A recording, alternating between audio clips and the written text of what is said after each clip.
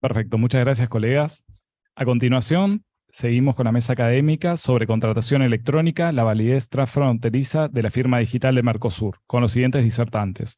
Doctora Flavia Medina, por la Federación Argentina de Colegios de Abogados, el doctor Bruno Barata, de manera virtual por la Orden de Abogados de Brasil, el doctor César Bernal, también de manera virtual por el Colegio de Abogados de Paraguay, y la doctora Sandra Garín, también de manera virtual por el Colegio de Abogados de Uruguay. Como coordinadora tenemos a la doctora Eloísa Raya de Vera, del Colegio de Moreno General Rodríguez. Doctora. Gracias, Nico. ¿Se escucha, no? Perfecto. Bueno, agradecer el espacio a Gisela y al CUADEM, ante todo. Bueno, voy a presentar a la doctora Flavia Medina, a quien conozco personalmente, más allá de su enorme currículum, una excelente persona. Bueno, la doctora Flavia Medina es abogada y docente de Derecho Internacional Privado en la Universidad de Buenos Aires y en la Universidad de Palermo. Es coordinadora y profesora de la Maestría en Derecho Internacional Privado de la Universidad de Buenos Aires. Es profesora de la Maestría de Derecho Privado y Registral en la Universidad Notarial Argentina. Es profesora de la Maestría de Negocios Internacionales de la UCES. Es profesora de la carrera de especialización en Derecho Informático de la Universidad de Buenos Aires.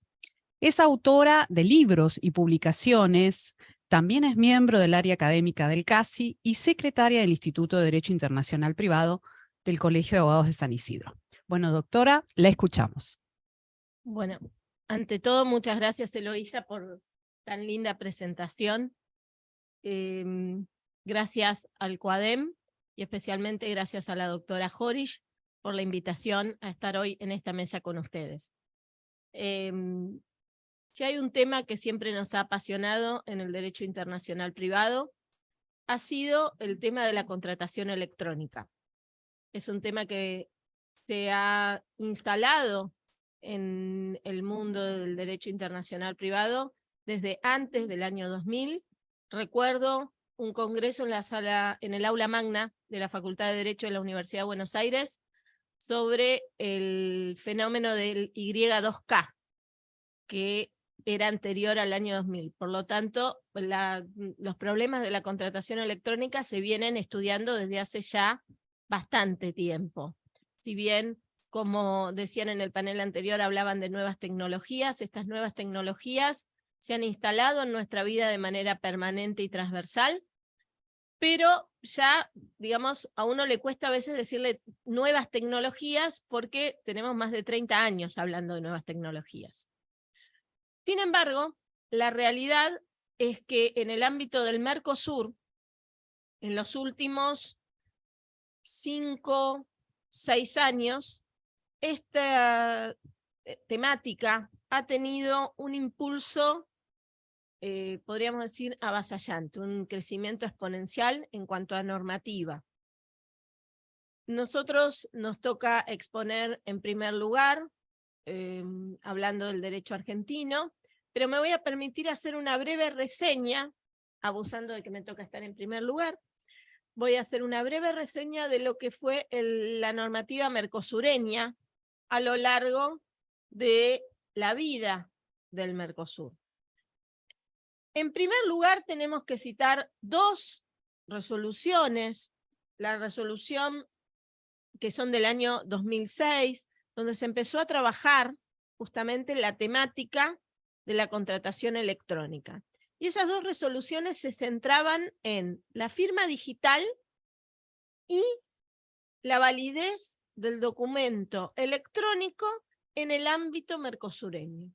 Esas 2 decisiones, ¿qué nos daban? Directrices, pautas de trabajo. Un paréntesis breve para citar que la ley argentina de firma digital es del 2001. Por lo tanto, nuestro país fue pionero en este campo de la contratación electrónica y lo que tiene que ver con la firma digital. En el Mercosur se empieza a trabajar directrices en el 2006. 2 resoluciones prácticamente simultáneas sobre este punto. Luego viene como un lapsus que yo no diría de parálisis en cuanto a la normativa, sino de mucho trabajo para generar textos normativos útiles. Y en el año 2017, que es un año hito para todo lo que tiene que ver con contratación electrónica en este espacio integrado, tenemos la creación de la agenda digital, ¿sí? Este grupo Agenda Digital es instalar definitivamente, en primer lugar, darle un lugar preponderante a lo que tiene que ver con la contratación electrónica, viendo el Mercosur que la forma de desarrollarse y de consolidarse como un bloque integrado pasaba por reconocer la economía digital. Y cuando hablamos de economía digital estamos hablando de un campo vastísimo, porque insisto, las nuevas tecnologías han tocado transversalmente todas las áreas de tanto de la contratación como del derecho, que un poco en lo que tiene que ver con normas relacionadas con el derecho comercial, siempre ha ido un poco atrás de lo que viene pasando en el mundo de los negocios internacionales. Y en este sentido, la agenda digital se instaló para generar un programa en el Mercosur, un programa de trabajo, pero también un programa con metas concretas. Y en ese programa de metas concretas surgen dos acuerdos. Uno en el año 2019, que se concentra en la firma digital, y otro del año 2021, que se concentra en el comercio electrónico. Y debo decir que cuando hablamos de firma digital, hablamos de otorgarle validez a esa firma digital asimilándola a la firma hológrafa. Es decir, que cada vez que alguna normativa nos pide que el documento deba venir firmado, esa firma digital va a cumplir esa misión. Lo mismo con el documento electrónico. Pero para que esto se pueda dar, y en eso trabajó mucho tanto el acuerdo de firma digital como el resto de la normativa mercosureña, en especial la de comercio electrónico, debemos decir que para que esto se pueda dar, deben cumplirse determinados requisitos. Y ahí surge el rol muy importante y muy trabajado en el acuerdo mercosureño sobre validez de firma digital, donde aparece el rol de los organismos certificantes. Una figura que en derecho argentino ya existía en la ley del año 2001, pero que sin embargo no se había podido implementar en la práctica con las consecuentes demoras que llevaba en todo lo que tenía que ver con el trabajo electrónico y de contratación electrónica y las complicaciones que se presentaban en ese tiempo, no se llegó a desarrollar o implementar los organismos certificantes hasta, podríamos decir, también el año 2017, donde empieza, a través de la modernización del Estado y del sistema GDE, ¿sí?, una implementación de una infraestructura digital que permitió construir tanto a nivel de derecho público o administrativo como a nivel de derecho privado, empezar a instrumentar verdaderamente la firma digital. ¿Y por qué digo verdaderamente la firma digital? Porque si nosotros pensamos cuánto hace que venimos usando, si nosotros pensamos en lo que es la firma digital, ¿no es cierto? Que la firma digital es el reconocimiento a un código matemático por poder atribuir ese código matemático a una determinada persona física o jurídica, ¿sí?, entonces decimos que esa es la firma autorizada. ¿Mm? Porque en definitiva se trata todo de algoritmos.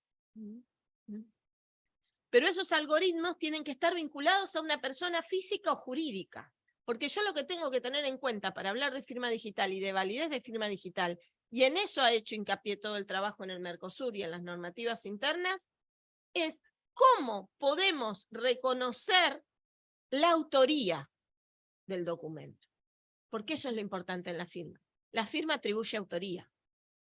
La firma dice, esta persona que se obligó y que está prestando su consentimiento es Flavia Medina. Pero ¿cómo aparece Flavia Medina en esa firma digital? por un código numérico. Entonces, cuando se crea en el derecho argentino el sistema GEDE, empieza a darse verdadero impulso a lo que tiene que ver con lo que se dio en llamar el plan de modernización.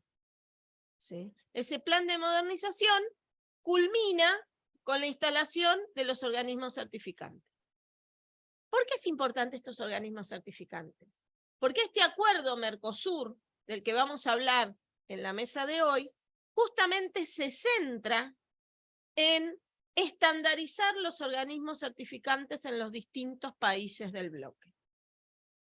Si nosotros vemos la ley 25.506 del año 2001, ya hablaba de estos organismos certificantes y de la necesidad de la regulación de estos organismos certificantes y del control de estos organismos certificantes, porque es el Estado el que le otorga una licencia a estos organismos certificantes para que ellos validen que ese código numérico corresponde a Flavia Medina, que cuando aparece ese código numérico, quien firmó fue Flavia Medina.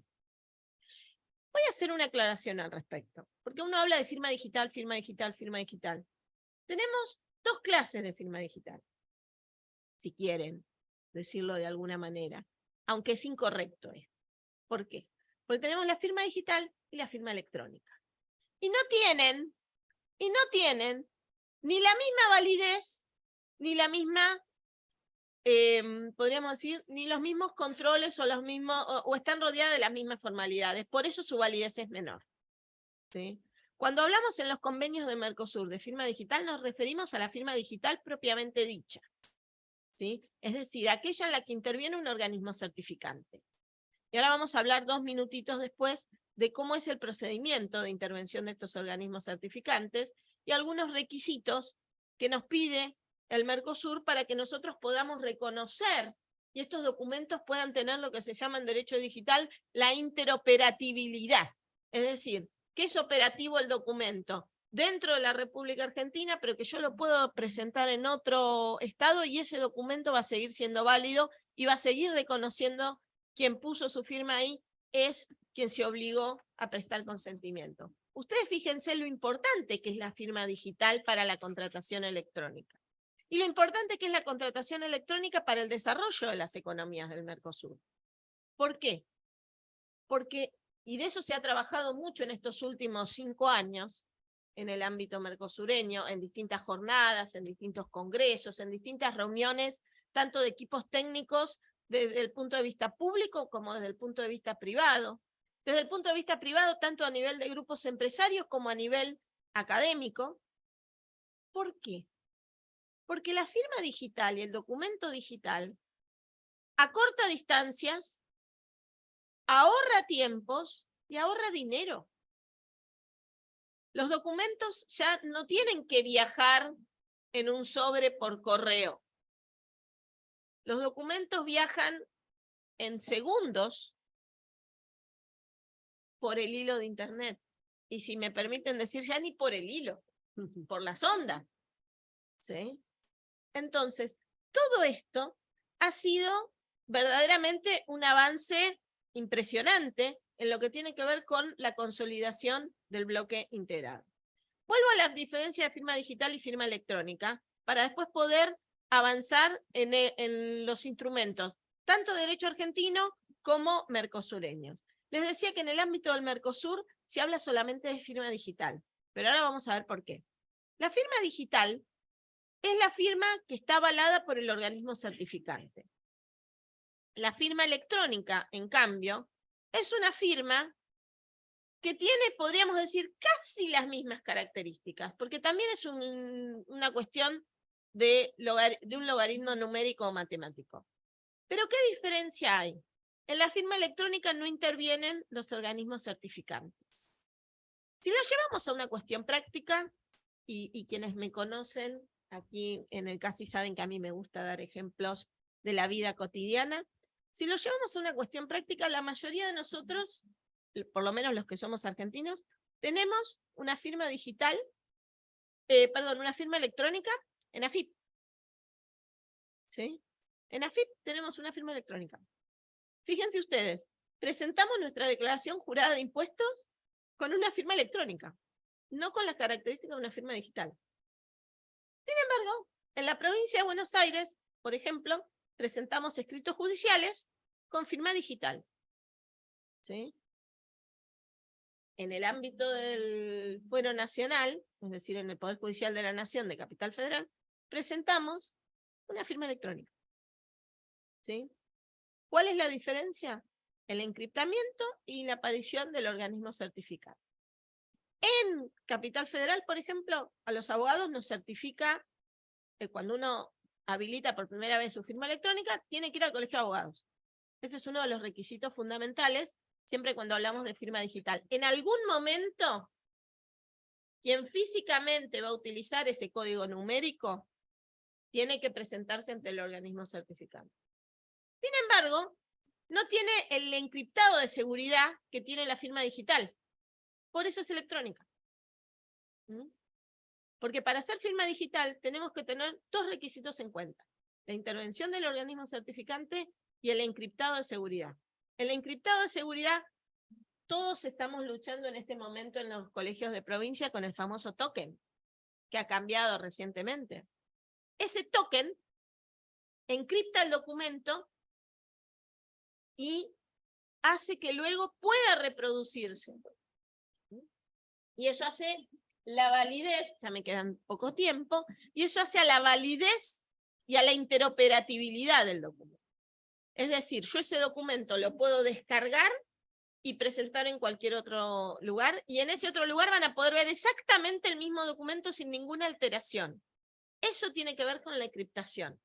Si ustedes se fijan, para algo de la vida cotidiana, insisto, cuando uno firma un escrito, confirma y lo sube al Poder Judicial de la Nación, dice abajo firma no verificada. ¿Vieron que aparece un signito amarillo? ¿Sí? Eso porque no es firma digital, no es encriptada. Eso no aparece cuando uno pone el token en provincia. ¿Por qué en el Mercosur, a mi criterio acertadamente, los convenios hablan de firma digital y hacen hincapié en los organismos certificantes? Porque estamos hablando de un documento que va a ir firmado con un código numérico, ¿sí? Y que va a hacerse valer en otro territorio, en otro estado. Y se va a hacer valer en un país donde no intervino ningún organismo de ese país en la verificación de esa firma. Entonces, por eso en el Mercosur ya han trabajado Argentina, Brasil en un memorándum de entendimiento para poner en práctica el acuerdo. Ha trabajado Uruguay y Argentina y firmaron también un convenio en este sentido. Debo decir que los convenios están firmados, todavía, digamos, resta un poco de agilidad y de dar a conocimiento más estos convenios para que puedan ser en la práctica efectivamente aplicados y reconocidos. Pero, insisto, en los documentos de Mercosur se habla siempre de firma digital, y está bien, porque esos organismos certificantes han sido estandarizados por el convenio, me pide determinados requisitos que debe cumplir tanto cuando en el Estado parte del Mercosur al momento de otorgar la licencia a esos organismos certificantes, porque es el Estado parte del Mercosur el que asume frente a sus cocontratantes en el Mercosur, es decir, frente a los otros Estados miembros, la obligación de controlar a esos organismos certificantes en el momento que le otorga la licencia. Porque una vez que el documento fue firmado con intervención de esos organismos certificantes, por ejemplo, autorizados por el Estado argentino, ese documento luego debe ser reconocido y validado por autoridades de otro Estado miembro. ¿Y cuál es la garantía de seguridad de que esa firma digital está correctamente atribuida y ese documento es íntegro y reproducible y no ha sufrido alteraciones, ni enmendaduras, ni nada? El control que el Estado parte ejerce sobre el organismo certificante. Entonces, ¿qué se ha trabajado en el Mercosur en este sentido? Se ha trabajado a nivel de los distintos países en limar las asimetrías que existían en sus diferentes regulaciones para todos, y en eso es el acuerdo que se ha firmado en materia de firma digital en el año 2019, que por la pandemia fue un poquito postergado, ¿sí? pero que finalmente se ha podido implementar, estandarizar los requisitos para esos organismos certificantes. Porque no podemos tener unos requisitos en Argentina, otro tipo de requisitos para otorgar las licencias. Por lo menos nos pusimos de acuerdo en parámetros básicos. Uno de los parámetros básicos es que quien saca la firma digital debe concurrir personalmente ante el organismo certificante a validar su identidad. También esos certificados tienen un tiempo de validez. Es decir, el certificado por el cual yo puedo utilizar mi firma digital tiene un tiempo de vencimiento. Eso da seguridad. Otro elemento trascendente en todo lo que tiene que ver con firma digital y circulación de documentos digitales en el ámbito de un espacio integrado. Debo dar ciberseguridad. Es decir, esos documentos no pueden ser hackeados o deben tener determinados requisitos para tratar de que sean muy difícilmente hackeados. Yo recuerdo que cuando se empezó a hablar en el Mercosur de comercio electrónico, antes del 2006, que dio lugar al documento de directrices, se hablaba de si un mail podía ser considerado un contrato electrónico. Y el problema que se debatía allí era que ¿cómo garantizábamos la autoría de quien prestaba el consentimiento? ¿Sí? Ese era el punto de discusión en ese momento. Hoy la tecnología ha avanzado. Hoy tenemos implementado en los países del Mercosur, ya en todas las legislaciones, y en la República Argentina se ha puesto en vigor hace, como ya les dije, el año 2017 fue como un año hito en todo esto, porque el plan de modernización empieza en el 16 y se termina de consolidar en el 17. Pero también nos encontramos con una estandarización a nivel bloque. Es decir, buscamos y conseguimos limar asperezas y tener normas directas, palabra que nos encanta a los profesores de Derecho Internacional Privado, concretas y precisas de cuáles son los requisitos que tienen que cumplir un organismo certificante para que su licencia sea válida y luego ese documento pueda ser oponible en cualquier otro Estado miembro del Mercosur.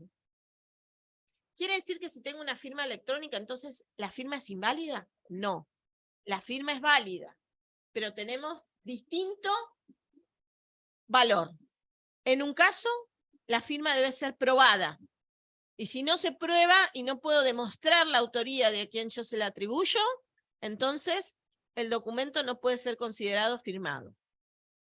En el otro caso, en el caso de la firma digital, se presume la validez del documento digital hasta tanto se entregue prueba en contrario de que ese documento no fue firmado por aquella persona a quien se le atribuyó la autoría.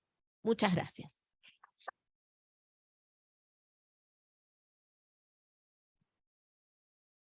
Bueno, impecable. A mí no me gusta hacer este papel de...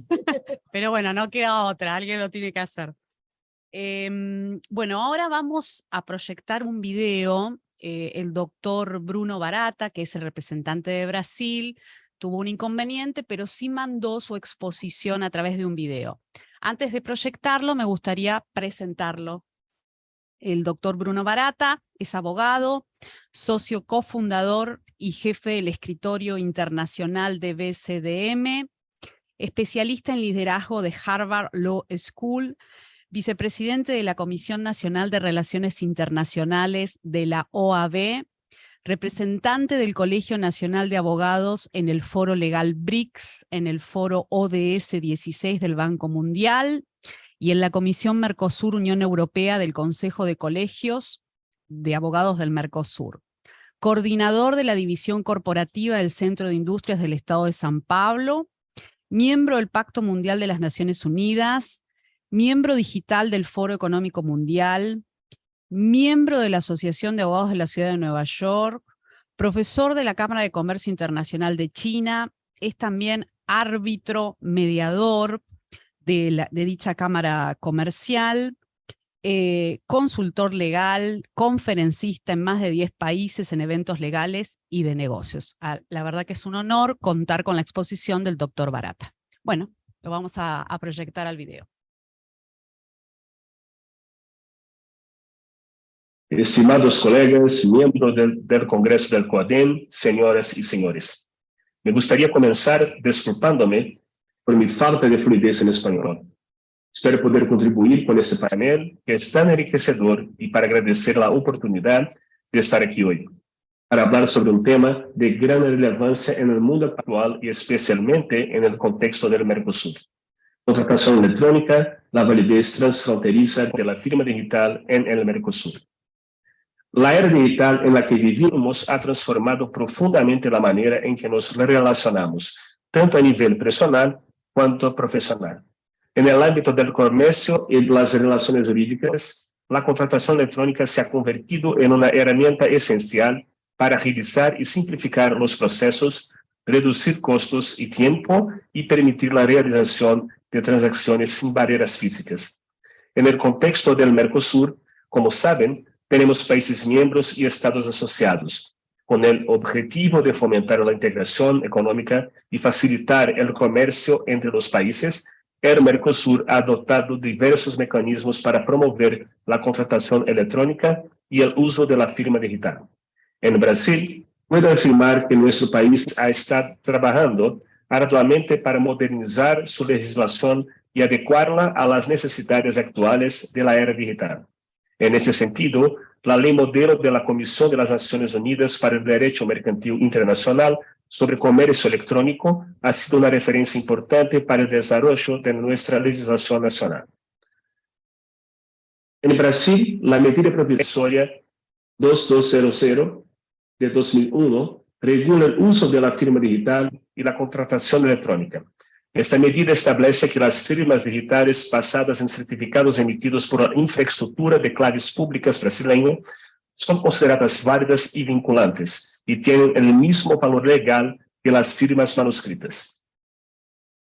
A nivel regional, en el Mercosur, el acuerdo de reconocimiento mutuo de firma digital, adoptado en 2010, establece que los certificados digitales emitidos por los organismos certificadores de los países miembros del bloque tienen validez en todos los estados partes. Este acuerdo representa un avance significativo en el establecimiento de un marco jurídico común que promueva la interoperabilidad y la seguridad en las transacciones electrónicas. No obstante, aunque se han logrado avances importantes, aún existen desafíos a superar para garantizar la plena validez transfronteriza de la firma digital en el Mercosur. Entre estos desafíos se encuentran la necesidad de una mayor armonización de legislaciones nacionales, la promoción de la confianza en el uso de la firma digital y la educación de la sociedad sobre sus beneficios y seguridad. Es fundamental que los países del Mercosur continúen trabajando en conjunto para superar estos desafíos y garantizar la plena validez de la firma digital en el ámbito regional. La cooperación entre los gobiernos, los organismos certificadores y los profesionales del derecho es crucial para lograr este objetivo. La contratación electrónica y la firma digital representan una oportunidad única para impulsionar el comercio y integración en el Mercosur. A pesar de los avances alcanzados, debemos seguir trabajando juntos para superar los desafíos existentes y asegurar la plena validez transfronteriza de la firma digital. Es esencial que, como profesionales de derecho, entendemos que las implicaciones de la era digital y nos mantengamos actualizados en cuanto a las legislaciones y normativas vigentes. De igual manera, debemos estar comprometidos en la difusión, en la importancia y los beneficios de la contratación electrónica y la firma digital, tanto para las empresas como para los ciudadanos en general. Además, debemos promover la cooperación entre los sectores público y privado, así como los organismos internacionales, para crear un ambiente propicio al intercambio de experiencias, la adopción de mejores prácticas y el desarrollo de políticas públicas que faciliten el comercio electrónico y la contratación electrónica en el Mercosur. En este sentido, eventos como ese Congreso del COADEM son fundamentales para el intercambio de ideas y la construcción de consensos en torno a las políticas y regulaciones que rigen la firma digital y la contratación electrónica en nuestra región. Estimados colegas, es importante también hacer mención a un acuerdo comercial de gran relevancia que se encuentra en negociación entre el Mercosur y la Unión Europea. Este acuerdo tiene el potencial de abrir nuevos mercados y fortalecer aún más las relaciones comerciales entre ambas regiones, lo que representa una oportunidad única para la expansión y diversificación de nuestras economías. En el contexto de este posible acuerdo, la digitalización de los negocios transnacionales adquiere una importancia aún mayor. La contratación electrónica y la firma digital son instrumentos clave para facilitar el comercio y las inversiones entre los países del Mercosur y la Unión Europea, al eliminar barreras, agilizar procesos y reducir costos. La adopción de tecnologías digitales en las transacciones comerciales transnacionales no solo permite una mayor eficiencia y rapidez, sino que también favorece la transparencia, la trazabilidad y la seguridad en las operaciones. Además, la digitalización de los negocios fomenta la inclusión de pequeñas y medianas empresas en el comercio internacional, permitiéndoles acceder a nuevos mercados y oportunidades de negocio. Para aprovechar al máximo las oportunidades que ofrece este posible acuerdo entre el Mercosur y la Unión Europea, es fundamental que los países de ambas regiones trabajen juntos en la adopción y promoción de la contratación electrónica y la firma digital. Esto implica, entre otras cosas, a la armonización de las legislaciones, reglamentaciones en materia de comercio electrónico, así como la cooperación en la promoción de la confianza y la seguridad en las transacciones digitales. En este sentido, es importante destacar la experiencia de la Unión Europea en el ámbito de contratación electrónica y la firma digital. El reglamento eIDAS, Identificación Electrónica, Autenticación y Servicios de Confianza de la Unión Europea, establece un marco legal único para el reconocimiento mutuo de la identificación electrónica y los servicios de confianza en las transacciones electrónicas, lo que puede servir de inspiración y guía para la armonización de las legislaciones del Mercosur. Es esencial que los profesionales de derecho, los gobiernos y los organismos certificadores de ambas regiones trabajen en conjunto para garantizar que la digitalización de los negocios transnacionales sea una realidad que beneficia a todos los países involucrados. El éxito de ese proceso dependerá en gran medida de nuestra capacidad para adaptarnos y adoptar soluciones digitales que permitan aprovechar al máximo las oportunidades que ofrece el acuerdo entre Mercosur y Unión Europea. De esta manera, estamos contribuyendo a construir un futuro más próspero, inclusivo y sostenible para nuestros países y nuestras regiones, en el que la tecnología y la innovación sean aliados en la promoción del comercio e integración económica. Finalmente, me gustaría enfatizar que la firma digital y la contratación electrónica no son simplemente una cuestión técnica o jurídica, sino una herramienta que puede impulsionar el desarrollo económico y social en nuestros países. El Mercosur tiene un gran potencial para seguir creciendo y fortaleciendo sus vínculos comerciales y de integración, y la adopción de la firma digital y la contratación electrónica es un paso fundamental en ese camino. Agradezco nuevamente la oportunidad de estar aquí hoy y compartir esas reflexiones con ustedes. Estoy convencido de que, trabajando juntos, podremos superar los desafíos y asegurar un futuro próspero y lleno de oportunidades para nuestros países y la región del Mercosur en su conjunto. Muchas gracias por su atención. Bueno, ahora voy a presentar al al colega de Paraguay, el doctor César Augusto Bernal Marsal. Lo tenemos ahí en Zoom, perfecto. Bueno, el doctor Bernal Marsal es abogado, egresado de la Facultad de Derecho y Ciencias Sociales de la UNA, especialista en didáctica de educación superior, miembro titular del Colegio de Abogados del Paraguay, secretario general de la Asociación de Abogados Laboralistas del Paraguay, miembro del Consejo de Derecho Laboral y Procesal Laboral de la Ley Paraguaya, diplomado en Derecho Laboral de la Organización Internacional del Trabajo y especialista en Justicia Constitucional y Derechos Humanos por la Universidad de Bolonia. Bueno, doctor Bernal Marsal, es un honor contar con su exposición. Lo escuchamos. Buenas tardes, colegas. Espero que se encuentren muy bien. Voy a tratar de dar cabal cumplimiento al tiempo, pero después de haber escuchado las dos disertaciones previas, tratar de hacer posible no caigan en sueños. Bueno, me permito compartir pantalla y doy inicio. Bueno, yo me ceñí a hacer una suerte de resumen de la normativa nacional vigente, así también como un paréntesis, como lo que estamos en cuestión, ¿verdad? Relativos al Mercosur, ya que tratamos de abarcar las cuestiones transfronterizas, por ende transnacionales. Paraguay, después de las anotaciones que le saqué a la doctora, la primera expositora, empezó muy tarde, muy tarde, en comparación con lo que es Argentina, la normativización de la contratación electrónica. Paraguay tenía, previo al nuevo siglo, en el año 1998, una ley de derecho del consumidor, hasta allí.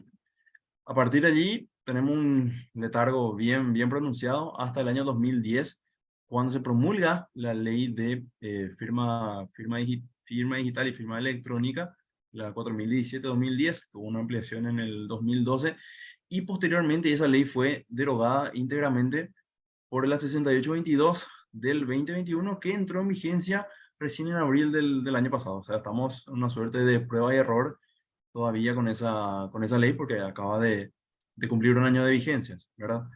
Y asimismo tenemos la 4868 del año 2013, que trata puntualmente de la contratación electrónica, ¿sí? Del e-commerce, las sanciones, el organismo de aplicación, la autoridad de aplicación, las multas, las transgresiones, las cuestiones de definiciones, etcétera, y también empieza ya incipientemente a hacer puntualización en cuanto a firma digital, firma electrónica, documento electrónico, un sinfín de cosas bastante nobles, inclusive para hoy, para hoy día, de manera comercial, digamos. Si bien esto tuvo un auge, así como señaló también el colega que me antecedió en el uso de la palabra, y la primera expositora, un aumento exponencial, y principalmente a consecuencia de la irrupción de la pandemia, porque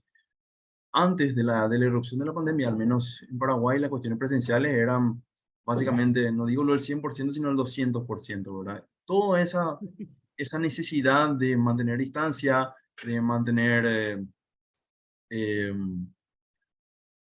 eh, la virtualidad, impuso y obligó a que se desarrolle el comercio electrónico en todos sus sentidos, tanto de las micro, las pequeñas, las medianas empresas, y ni qué decir las grandes empresas. Y esto tuvo su posibilidad gracias a las redes sociales de manera primigenia en lo que es Paraguay, al menos, que no es un caso aislado en la región. Entonces, haciendo ese breve resumen introductorio, me gustaría señalar, a modo de ejemplo nada más, ¿verdad? De poder romper un poco el molde, qué es lo que sucede en Internet en un minuto. Aquí tenemos una infografía que va del 2016 al 2021, de todas las transacciones, las subidas de fotos, las descargas, los TikTok, todas las reproducciones de música, de video, los posts que se suben. Es una catarata de información inimaginable, incuantificable muchas veces si uno se trata de poner a absorber esto. Por ejemplo, en el 2021 tenemos que las compras realizadas online en un minuto equivalían a 1.6 millones de dólares.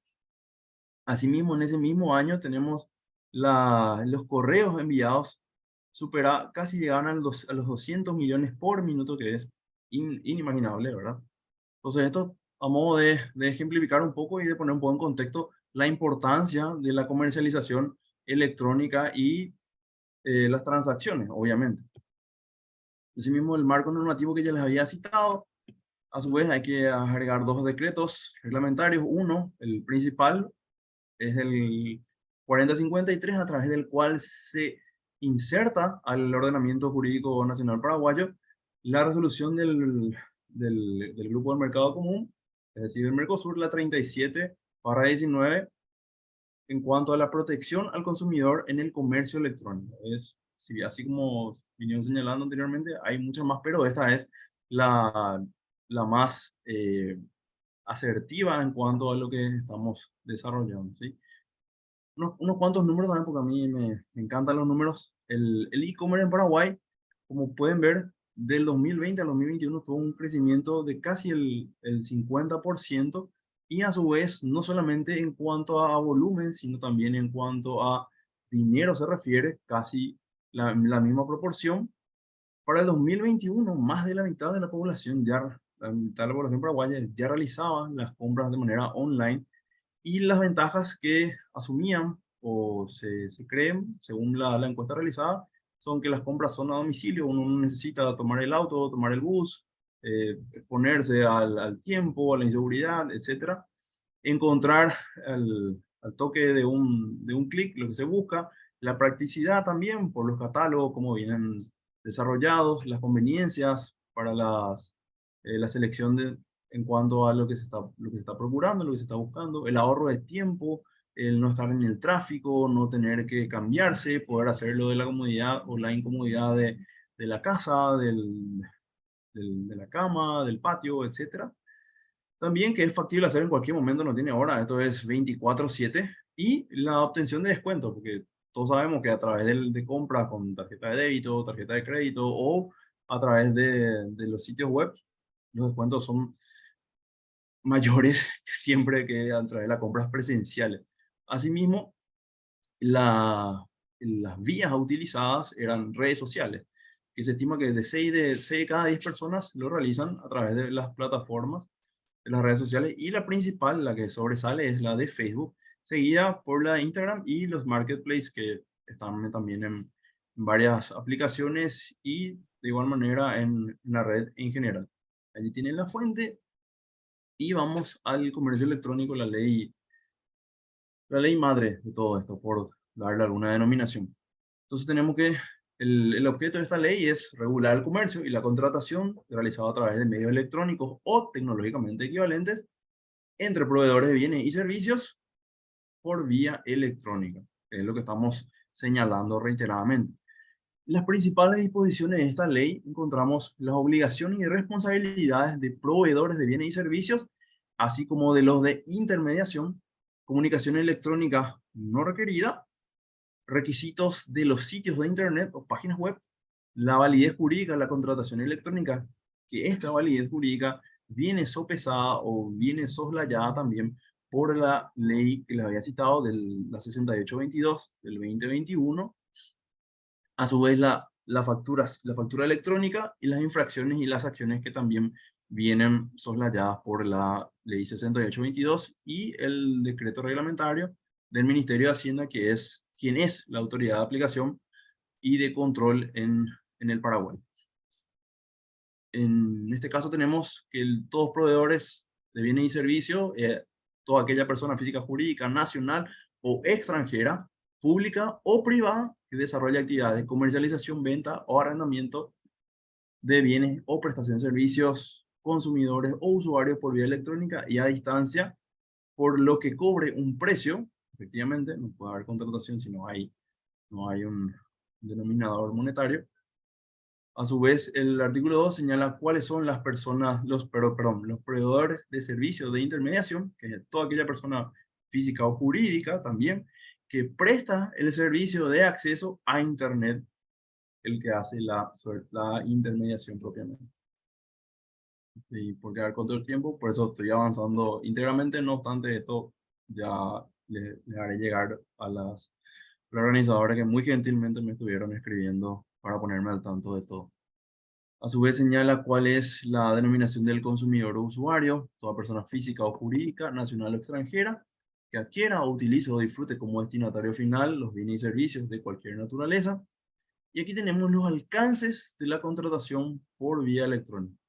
Y hay dos cuadros bien marcados, que son aquellos proveedores de bienes y servicios establecidos en el Paraguay y aquellos proveedores de bienes y servicios establecidos fuera del Paraguay. Las obligaciones de los proveedores, la principal es la de informar, de establecer, de determinar acabadamente la denominación social, el domicilio, el nombre de él o los propietarios, la dirección electrónica, los números de teléfonos, esté bien clarificado, bien acotado lo que se quiere el proveedor o el usuario. El nivel de seguridad y de la política de privacidad utilizado para la protección, la copia electrónica del contrato, en el caso de que la actividad esté sujeta a un régimen de autorización, la licencia, la habilitación o los datos de la misma, así como la de referencia de la autoridad de control, las características del producto, y las infracciones son 3, muy graves, graves y leves. Las muy graves pueden ir hasta 1000 jornales. 1000 jornales, para cuantificar un poco eso, es alrededor de $14.000 hoy día. Las graves pueden ir hasta los 500 jornales, que son alrededor de $700, perdón, $7.000, y las leves alrededor de $200. Perdón, 2000, sí, exactamente. Aquí están las contratación por vía electrónica, cuáles son las infracciones, como lo que le estuve señalando previamente.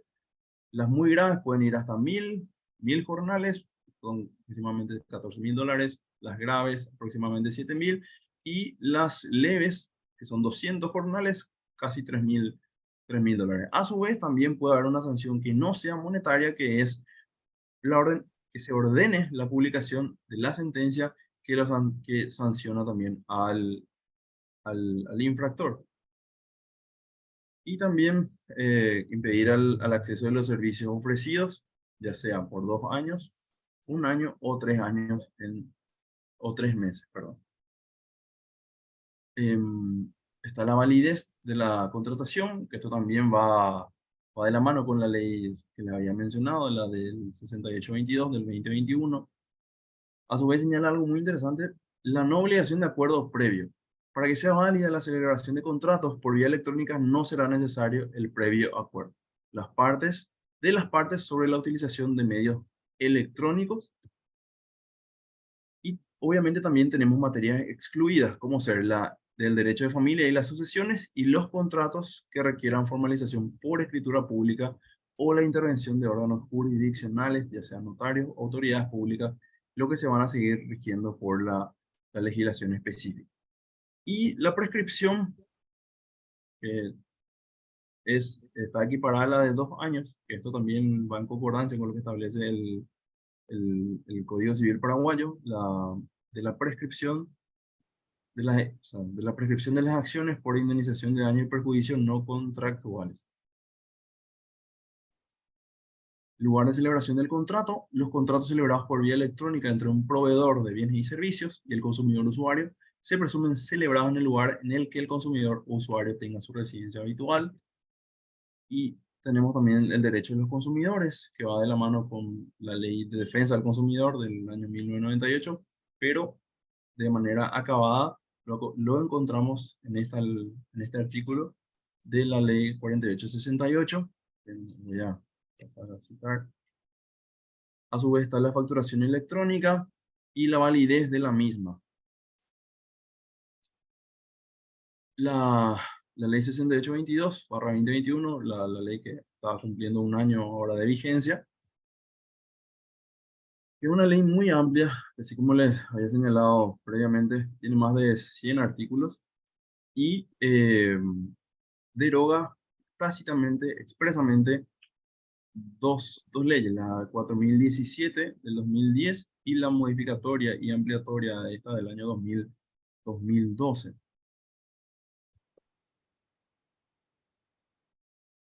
Como el artículo 24 de la ley 4868, tenemos también aquí la validez de los efectos jurídicos y admisibilidad de los documentos electrónicos, que señala: no se negarán efectos jurídicos ni admisibilidad en procedimientos privados, judiciales y administrativos a un documento electrónico por el mero hecho de estar en formato electrónico. No se le negarán a su vez efectos jurídicos, validez ni fuerza obligatoria a la información por la sola razón de que no esté contenida en el documento electrónico que se supone ha de dar lugar a este efecto jurídico, sino que figure simplemente en el documento electrónico en forma de remisión. Esta ley para nosotros hoy día, para nosotros digo los abogados hoy día, es una ley clave, por no decirlo menos, porque viene a dar un espaldarazo, a sustentar, ser básicamente la columna vertebral de todo lo que es la tramitación electrónica y el expediente electrónico en materia judicial y obviamente en materia administrativa también. Vino a evolucionar mucho la implementación y la vigencia y la validez del expediente electrónico. Modificó notificaciones, modificó la forma de las notificaciones del domicilio real, domicilio procesal también, y derogó explícitamente el artículo 133 del Código Procesal Civil, que establece las notificaciones, y de manera tácita todas aquellas que se opongan a esta ley. Por eso estamos bastante amigados, por decirlo un término, con esta ley hoy día. Tenemos a su vez Doctor Bernal, sí, por favor, le dígame. quedan 5 minutos. Bueno, fenómeno. Voy a tratar de sintetizar. A su vez tenemos la formación de los contratos y la validez de lo mismo, que también teníamos en la 4868. Reconocimiento por las partes de los documentos electrónicos también van en ese sentido. Reconocimiento jurídico también de un documento transmisible de manera electrónica. Y no discriminación de los documentos transmisibles electrónicos extranjeros, que me parece interesante. No se negarán efectos jurídicos, validez ni fuerza ejecutoria a un documento transmisible electrónico por la sola razón de que se haya emitido o utilizado en el extranjero. Y también nada de lo dispuesto en esta ley afecta la aplicación de los documentos transmisibles de manera electrónica de las normas del derecho internacional privado que rigen los documentos o títulos transmisibles emitidos en papel. Esto no es de interés, no es de relevancia. Aquí lo que les había citado, que la autoridad de aplicación es el Ministerio de Industria y Comercio, el alcance de la ley, el derecho de desistimiento y retracto. Serán nulas las cláusulas que impongan al consumidor o usuario renunciar a su derecho de desistimiento y retracto, salvo la excepción del 31, y aquí están las excepciones. Tenemos las actividades incluidas, las excluidas. Hay un deber de colaboración, deber de información y protección de datos, que también ya lo habíamos citado de manera somera en la legislación anterior. Seguridad de los medios de pago, que es lo que señalaba la doctora. Y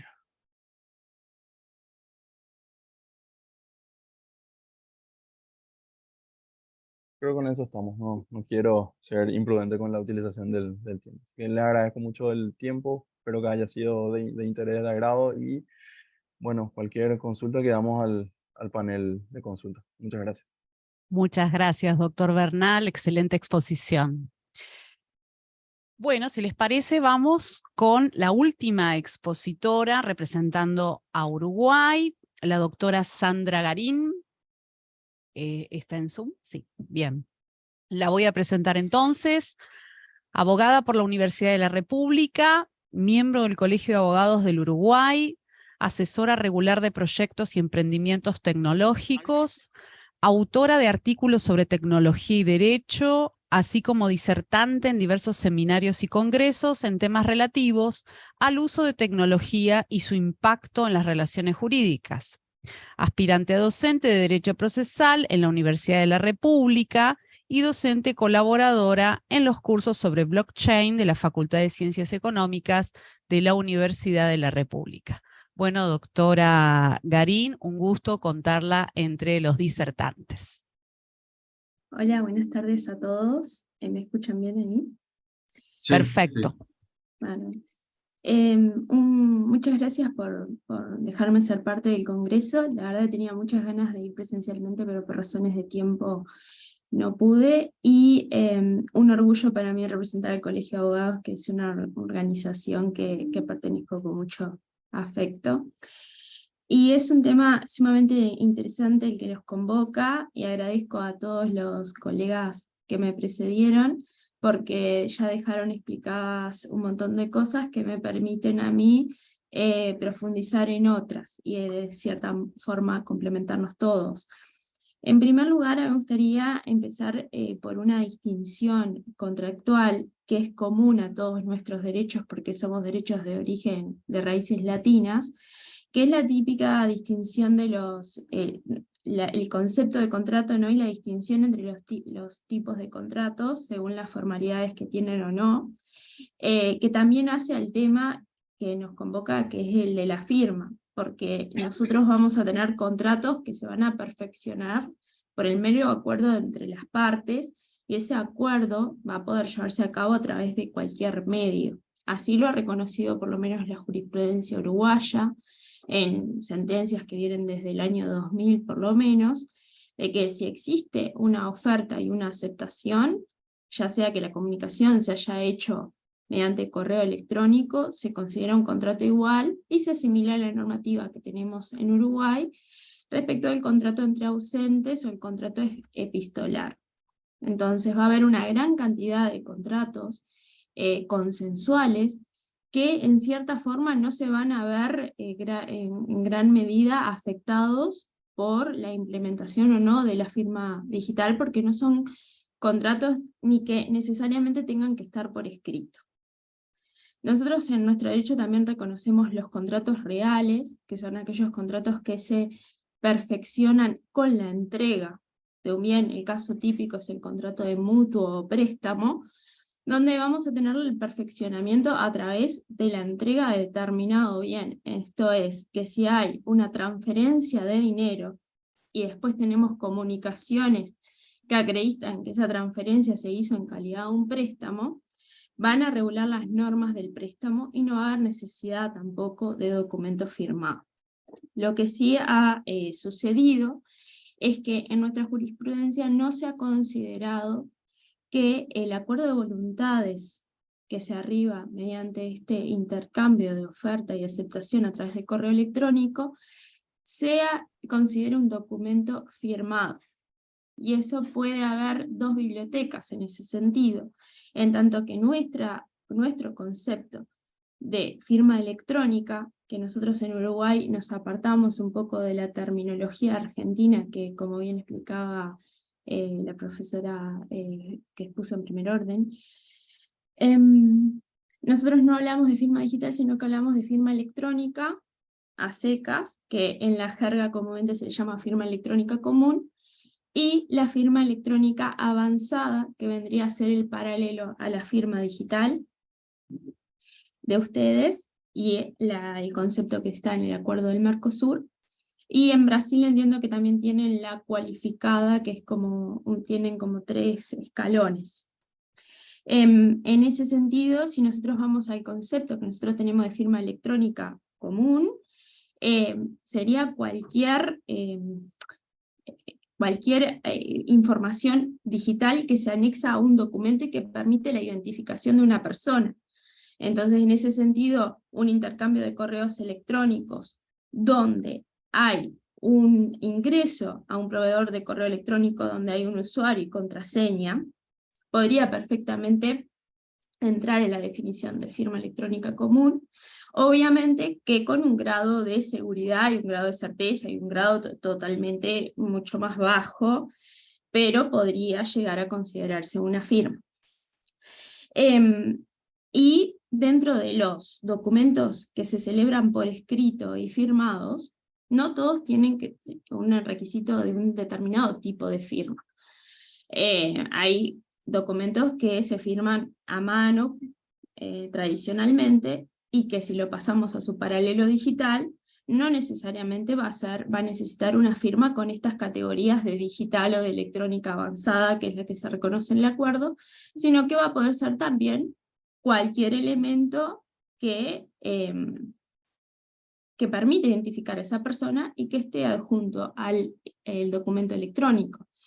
En este sentido, hasta ahora, los certificados de firma digital emitidos en el exterior por un proveedor registrado en otro estado, para nosotros tienen una validez de firma electrónica común, porque no está provista por un proveedor interno. Sin embargo, ahora en el marco del acuerdo del Mercosur, de los acuerdos bilaterales que también se están celebrando, y además, según el artículo 24 de la ley de firma y documento electrónico, nosotros tenemos que es la ley 18.600, también se pueden celebrar determinados acuerdos de reconocimientos de certificados por la misma unidad de certificadora de nosotros y la autoridad certificadora del país emisor. Entonces tenemos como varios tipos de acuerdo que van a permitir dar un salto más a los contratos celebrados y de esta forma también celebrar esos tipos de contratos que tenían alguna solemnidad. Es decir, por ejemplo, para nosotros la firma electrónica avanzada, que sería el estatus que pasarían a tener los certificados reconocidos en los estados parte, para nosotros la firma electrónica avanzada tiene se le reconoce un valor adicional que es el equivalente a esa firma puesta en presencia de un notario, certificado notarialmente, o sea que tiene valor de certificación presencial. Además que también ese tipo de firma es el que se está pidiendo, por ejemplo, por reguladores como el Banco Central, para acreditar la identidad en aquellos casos donde se necesita verificación personal de identidad en las transacciones entre personas que no están presentes en el mismo lugar. Entonces va a permitir escalar mucho más la contratación personal a estos contratos con solemnidad. Después el resto de los contratos, el comercio, que es un ser vivo que va teniendo su necesidad y las va solventando, va a decidir qué acuerdos va a poder celebrar de forma sin ninguna solemnidad. Entonces eso me interesaría destacarlo en el sentido de que no todo contrato sí o sí va a tener que estar con este tipo de certificados, digo desde el punto de vista de nosotros como asesores. Lo que nosotros no tenemos en Uruguay es, por ejemplo, el equivalente al domicilio electrónico especial que está previsto ahora en el artículo 75 del Código Civil y Comercial de la Nación, que me parece sumamente interesante, porque no solo la contratación electrónica, no solo el momento de perfeccionamiento, sino todo lo que pasa a posteriori en la ejecución del contrato. Y contar también con este tipo de domicilio especial va a permitir que no solo el contrato sea electrónico, sino que toda la relación jurídica también se pueda llevar a cabo por estos medios electrónicos, incluso llegados hasta la última circunstancia que sería el emplazamiento. Nosotros tenemos distintos tipos de domicilios electrónicos, pero son casi todos constituidos frente a autoridades para notificaciones frente al Estado, aunque no tenemos ese domicilio electrónico para el emplazamiento. Esto es, nosotros en los contratos podemos establecer un correo electrónico para todas las comunicaciones que se van a llevar a cabo durante la relación, pero el emplazamiento sí o sí lo vamos a tener que hacer en un domicilio físico, ya sea el real de la persona o el constituido de los efectos del contrato, pero va a tener que ser físico.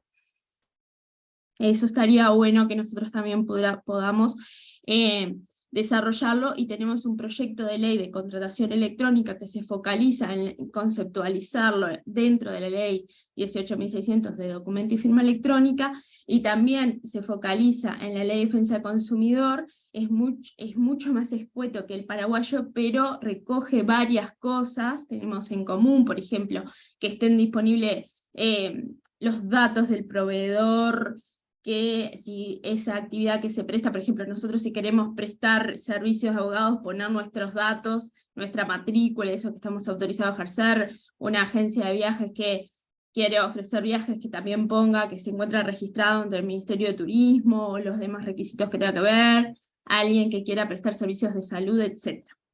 Pero ese proyecto de ley, la verdad que fue iniciado como un colectivo de iniciativas que hubo en 2020 dentro de un programa que se llamó el Programa de Modernización Legislativa, donde desde el Colegio de Abogados del Uruguay participamos muy activamente, pero la verdad que quedó paralizado en eso y no ha tenido más avances.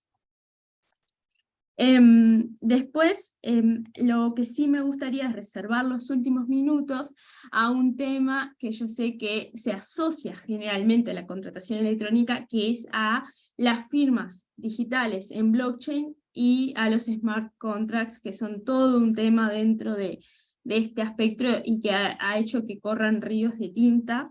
Por eso me parece que merece un apartado. Las blockchains lo que tienen es que usan firmas digitales, no digitales en el sentido legal, sino digitales en el sentido matemático. Usan un algoritmo que es un algoritmo de curvas elípticas, y que hasta el momento, por lo menos que yo sepa, en Uruguay seguro que no, y que yo sepa en el Mercosur tampoco, hay proveedores de firma registrados con este algoritmo, porque los estándares tecnológicos de las unidades certificadoras en general exigen que sea el algoritmo RCA 2048. Entonces se plantea, bueno, queremos firmar con esto, con la firma de la wallet, etcétera, ¿qué validez tiene? En el caso uruguayo es de una firma electrónica común, con la misma validez que autógrafa, pero sin una validez adicional. Y esto es muy interesante porque en el caso de Argentina hubo una resolución del Ministerio de Desarrollo Productivo de la Secretaría de Pequeñas y Medianas Empresas para la Sociedad de Garantía Recíproca, fue la resolución 50-2020, que autorizó a firmar los contratos con este tipo de tecnología. Y fue publicitada por muchos medios diciendo, bueno, Argentina reconoce la firma con blockchain, pero si uno entra a la resolución, en realidad dice, estos contratos son contratos que no necesitan firma, entonces pueden hacerlos como quieran, básicamente es lo que dice la resolución. Entonces no le reconoce el estatus de un documento firmado, pero bueno, fue publicitada de esa forma. Y para finalizar, me gustaría tocar en estos poquitos minutos que quedan, no sé, yo puse un cronómetro de 15 minutos más o menos, que fue lo que me dijeron, pero no sé bien cuánto es.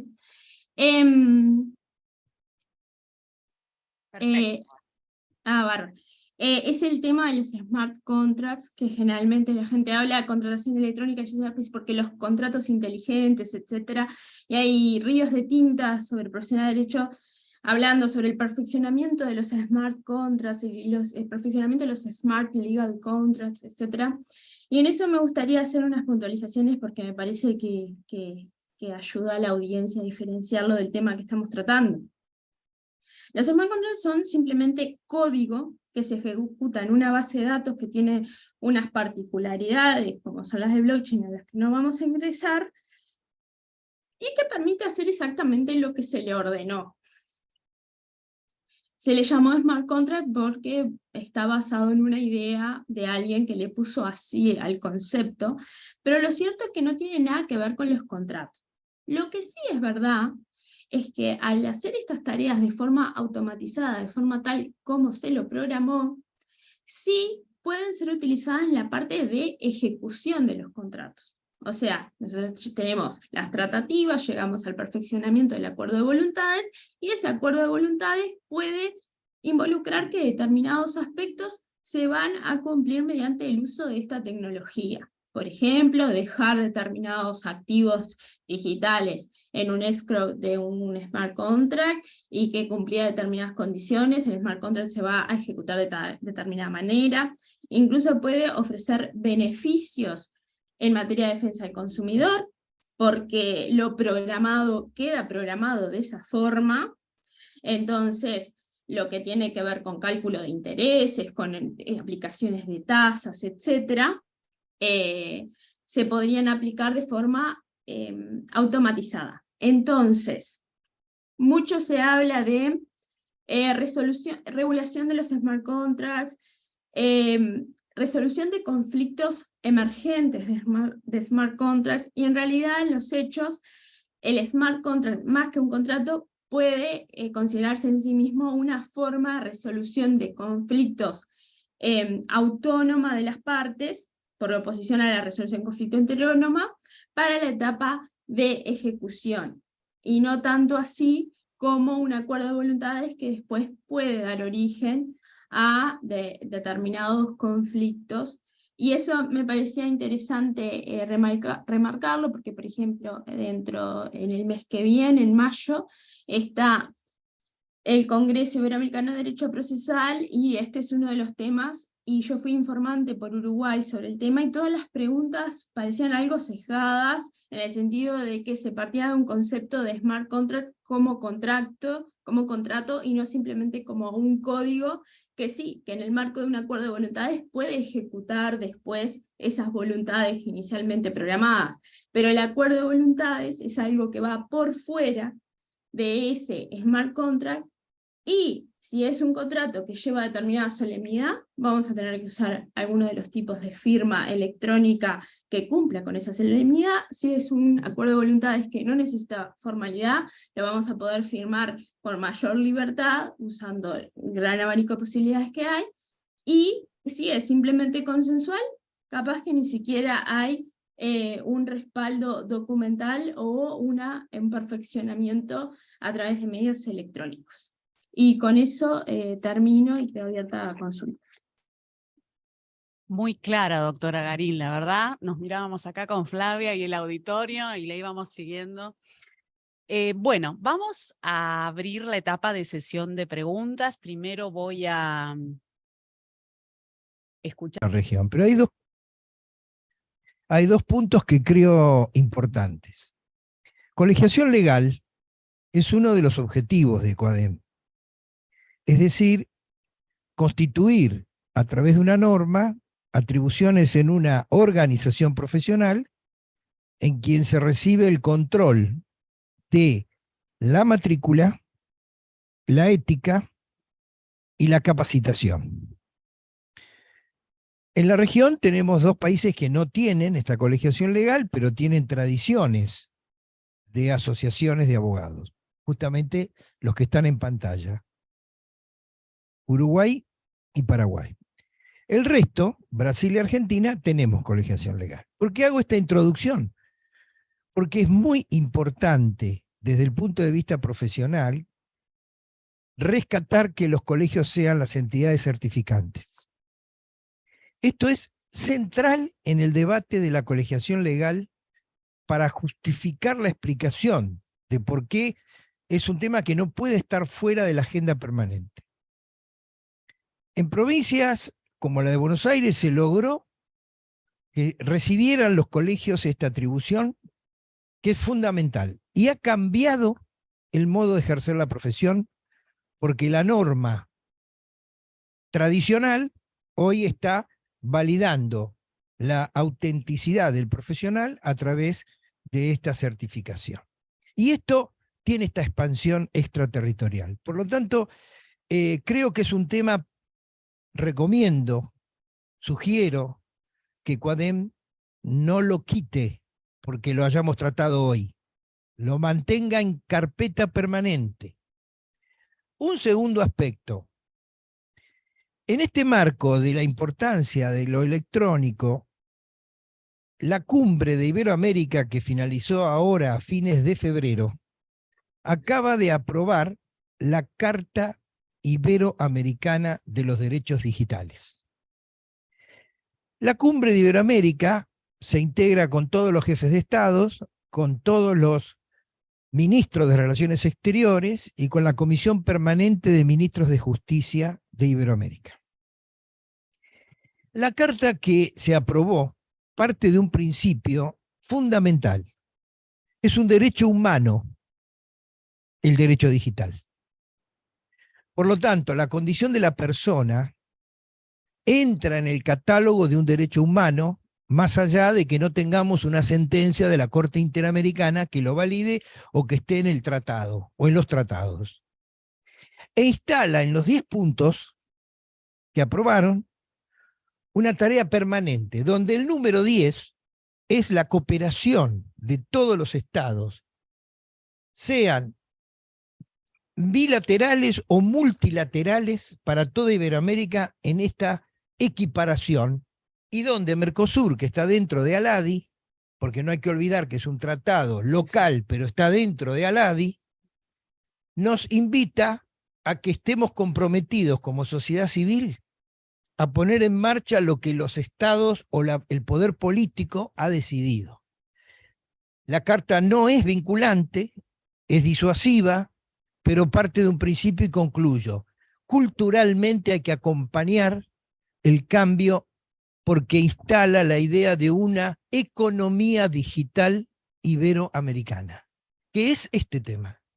Por lo menos lo interpreto, que todos estos instrumentos lo que tratan es de recrear, que lo vinculo con el tema anterior tributario, porque el ponente de Brasil analizó la perforación que el sistema del tratado con la Unión Europea va a tener. Y la Unión Europea en esta materia tiene un crecimiento desde el reglamento que la Unión ha emitido desde el 18 hasta hoy y que tiene validez ya extraterritorial. Por lo tanto, concluyo, no dejemos que este tema se vaya de la carpeta permanente de CUADEM. Por lo menos es una propuesta. Muchas gracias.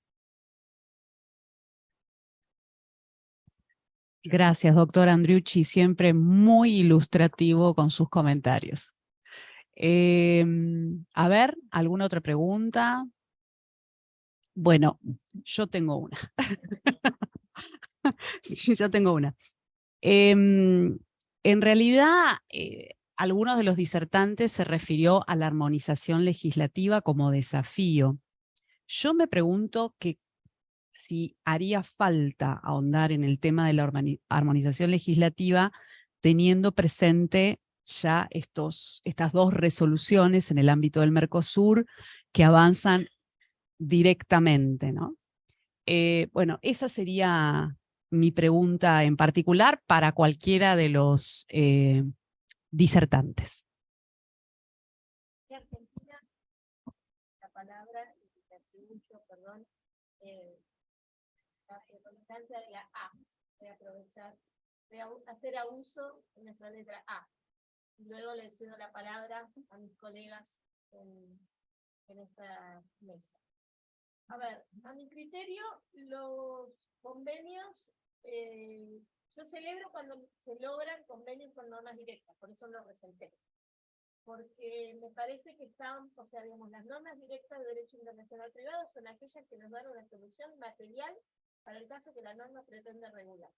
Entonces, acá tenemos claramente cuáles son los requisitos para que se dé esta interoperabilidad, ¿sí? O sea, que los documentos sean válidos en todos los países miembros del Mercosur.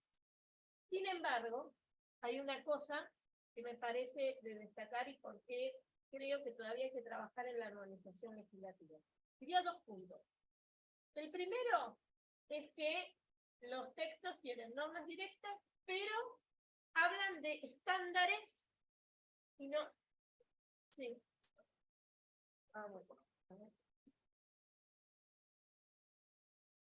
Bueno, ahora sí. ¿Sí? ¿Me están escuchando todos? Bien. Sí, bueno, ahora sí.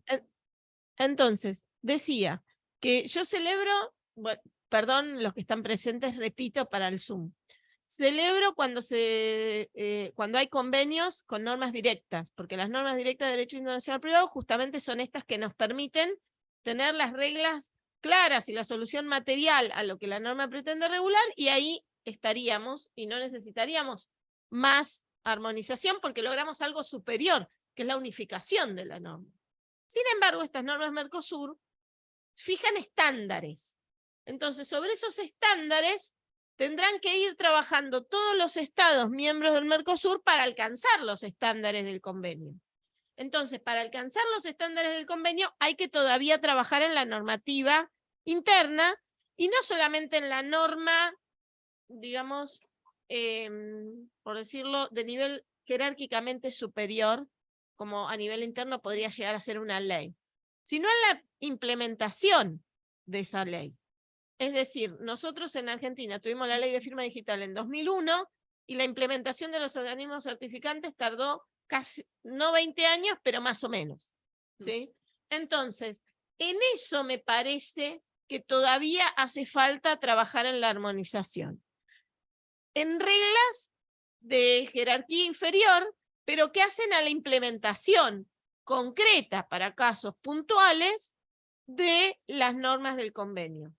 Porque pasa aún hoy en día en la profesión, y en esto celebro que en la provincia de Buenos Aires se haya adoptado el criterio de que la firma digital, digamos, la manejan o sea, son organismos licenciados oficiales, los colegios de abogados.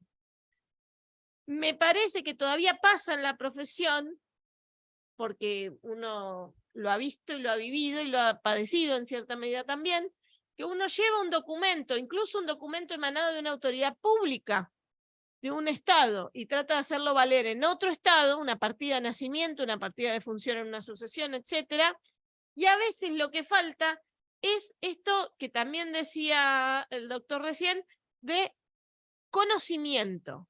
Conocimiento de cómo son esos requisitos en el otro estado, para saber si yo miro el documento, por ejemplo, una cuestión que me pasó con una partida, y perdón que sea autorreferencial, pero quiero dar el ejemplo para que se entienda dónde iba con avanzar en la armonización de norma más, de hilado más fino, ¿sí?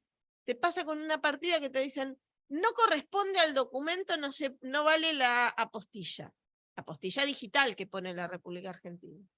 ¿Y cuál era el problema? Que estaban viendo la firma en la partida de nacimiento y no estaban viendo que la firma que se estaba certificando en la apostilla era la firma del GEDO, o sea, la firma del certificado de validez de esa partida. ¿Se entiende esto? Entonces, ¿qué pasaba? Cuando tuve que emitir un dictamen desde Argentina diciendo que la firma que certifica la apostilla es la firma del certificado de validación y no la firma que está inserta en la partida de nacimiento, que puede tener a lo mejor 50 años y que vaya a saber quién la firmó. ¿Sí? Entonces, en esto todavía nos falta. Y yo creo que a ese punto todavía falta un nivel más de armonización. Tenemos estándares, tenemos normas claras a nivel Mercosur, pero esas normas hay que implementarlas con normas concretas en cada uno de los Estados miembros. Y en eso falta mucho todavía, me parece. A la República Oriental del Uruguay. Fue a la República Oriental del Uruguay y fue objetada. Y me consulta un colega, no era un caso mío, me consulta un colega si yo le podía hacer el dictamen de cómo hacer el reconocimiento. Bueno, me veo obligada a participar. Perdón, no Por quise- supuesto. Bueno, es que en nuestro caso han pasado cosas muy curiosas. En el sentido, nosotros tenemos la ley desde 2009, pero no es la primera ley de firma, tenía antecedentes más antiguos. Esta fue como una ley que consolidó el cuerpo normativo, digamos. Y recién con la pandemia tuvo que salir la Dirección General de Registros diciendo que, bueno, que si eran documentos digitales de otro país, los iban a aceptar, pero de Uruguay no.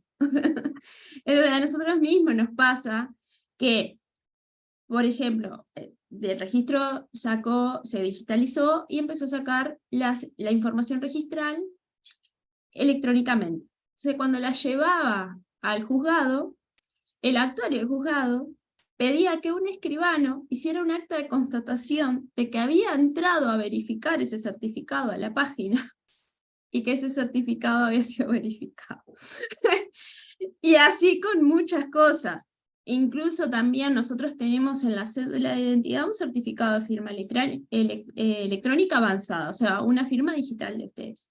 Y hay determinados bancos o determinados organismos que aceptan solo del proveedor X. Y no aceptan el de la cédula de identidad, que se la dan a todos los ciudadanos por tener la cédula. Entonces hay un tema ahí que no nos estamos poniendo de acuerdo, o sea, también están pasando, yo no lo quise mencionar, nosotros estamos bastante atrás, pero por ejemplo que el doctor Bernal comentaba en Paraguay sobre los documentos transmisibles, nosotros estamos muy atrás en eso, pero hay bancos que están haciendo firmar vales con firma electrónica avanzada, todo muy bien, pero es un PDF custodiado por el propio acreedor, o sea, no tiene ninguna garantía de unicidad, de transmisibilidad, etc. Entonces, nosotros creo que haya pasado eso, porque nos pasa de todo, y bueno, la verdad, bueno, y con esta anécdota termino, al final me terminé uniendo a criticar a Uruguay, pero con la pandemia muchos poderes judiciales se digitalizaron mucho más. En nuestro caso, se estableció una mesa centralizada en cada edificio que cumplía la función de recibir los escritos, porque nosotros no teníamos presentación de escrito electrónico. Una mesa que era una mesita con una silla y un funcionario en la entrada de cada edificio recibiendo escritos para que las personas no estuvieran circulando por el edificio por el COVID.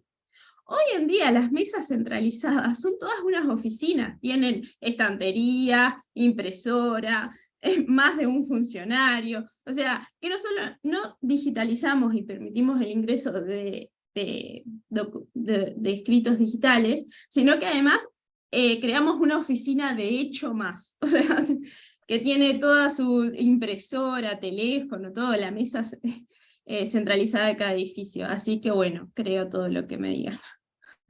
No, perdón, pero en realidad simplemente fue un ejemplo porque mucho la parte de implementación, incluso en lo que tiene que ver con documentos públicos. En Argentina, para también, que no, esto tenemos todos, tenemos nuestras cosas para esconder debajo de la alfombra. En la Argentina, casualmente, los sumarios, no quiero invadir tributario, pero los sumarios aduaneros siguen siendo, o sea, el comercio exterior, los sumarios aduaneros siguen siendo el soporte papel. Y solo el soporte papel. Y hay que ir a la aduana a llevar el papel. Si bien tenemos una mesa digital, ¿no? Que es por mail, medio, podríamos decir, bastante sencillo el sistema en ese punto, pero si yo quiero ver el expediente, tengo que ir a ver el expediente papel. O sea, en el comercio exterior tenemos papel. Poco todavía en ese punto, digamos, todos tenemos cuestiones donde nos falta avanzar bastante. Pero yo aproveché el pie para contar varias de nuestras infidencias, extraponencia. Bueno, a ver si queda alguna otra pregunta o comentario. Bueno, ha finalizado la mesa exitosamente. Felicitaciones para todos y todas.